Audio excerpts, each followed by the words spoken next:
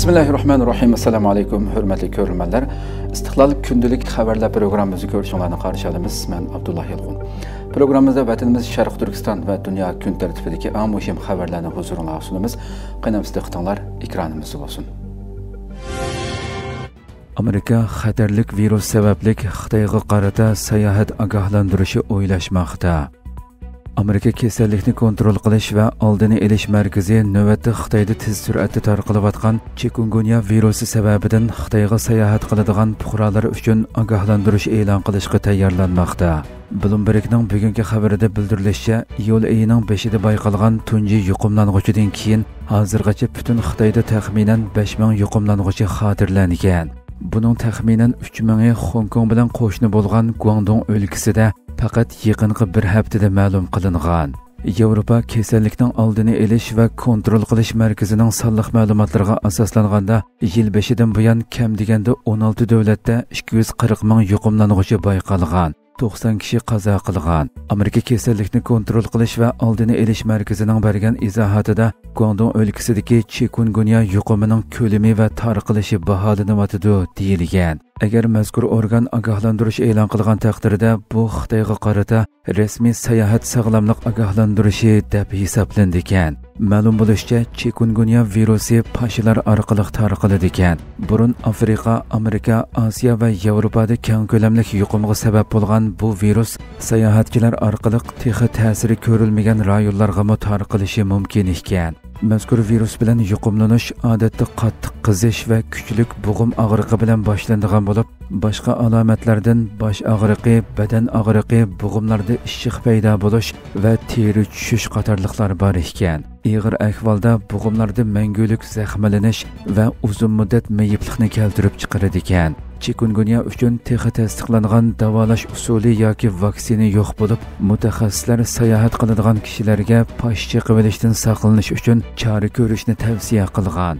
Dunyo Sahiyya tashkiloti o'tgan hafta e'lon qilgan bayonotida chikungunya virusining qaytadan yer shariviy vaboga aylanish xatari haqida ogohlantirgan bo'lib, 119 davlatda taxminan 5 milliard 600 million odamning bu virusga duch kelish xatari bo'lgan rayonlarda yashaydiganligi bildirilgan. 2004-yildan buyon mazkur virusda texmi oson tarqala oladigan gen o'zgarishi yuz berganligi sababli texmi ko'p va texmi keng doiralarga tarqalganligi ta'kidlanmoqda.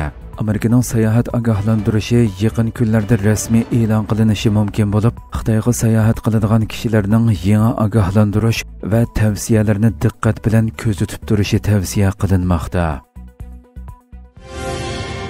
Xitoydagi kelkunda o'lganlarning soni 70 ga chiqdi.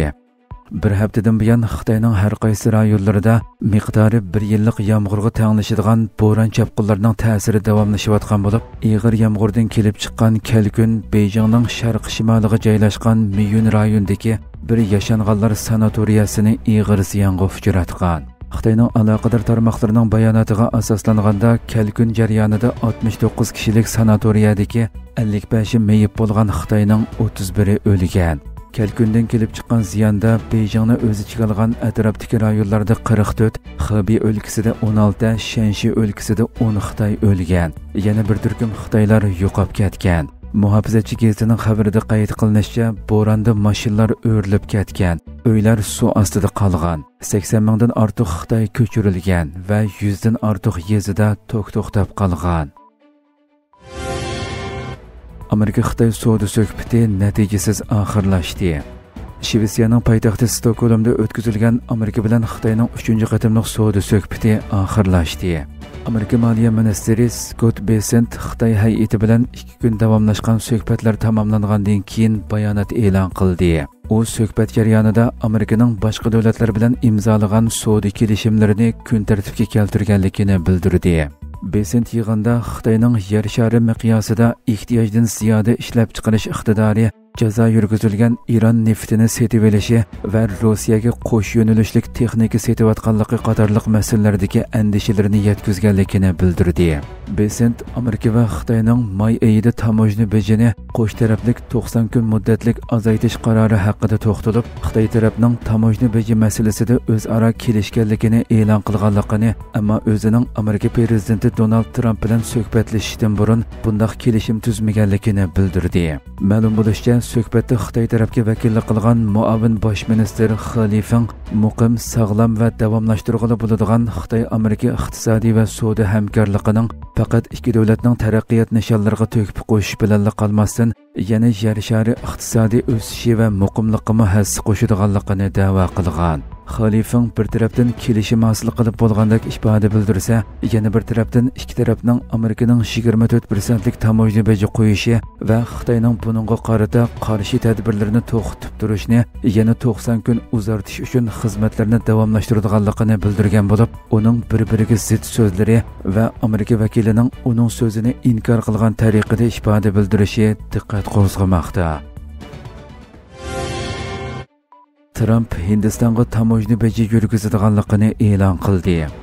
Amerika hukumati juma kuni yangi savdo embargolarini yurgizishga tayyorlanayotgan bir paytda Amerika prezidenti Donald Trump Hindiston bilan Rossiyaning jonsiz iqtisodlarini birlikda vayron qila oladiganligini, Amerikaning Hindiston bilan bo'lgan savdo miqdorining nihoyatda tuvan ekanligini, Rossiya bilan bo'lsa savdo setiqning yo'q deyarlik ekanligini ta'kidladi.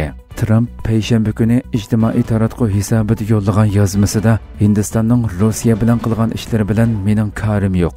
Agar xohlasa iqtisodlarni birlikda vayron qilib olsin deb yozdi. Trump chorshanba kuni ham baharlagan yana bir yozmasida Amerikaning juma kunidan boshlab Hindistondan import qilinadigan mahsulotlarga 25%lik tamojni beji yurgizadiganligini e'lon qilib, Hindistonning Rossiya bilan bo'lgan savdosini tilga oldi. Trump Hindistonning harbiy aslahalari va energiya manbalarining ko'p qismini hamisha Rossiyadan setib olganligini, buning yaxshi ish emasligini qayd qildi. Buningga qarata Hindiston hukumati Trumpning bayonotlarining oqibatini ko'zdan kechirayotganligini va adil savdo kelishimi hosil qilishga bel bog'laganligini bildirdi. Hurmatli ko'ruvchilar, shunday qilib bugungi xabarlarimiz mush yerda oxirlashdi. Inshaalloh atiki programmamizda ko'rishguncha omon bo'lg'aysizlar. Assalomu alaykum va rahmatulloh.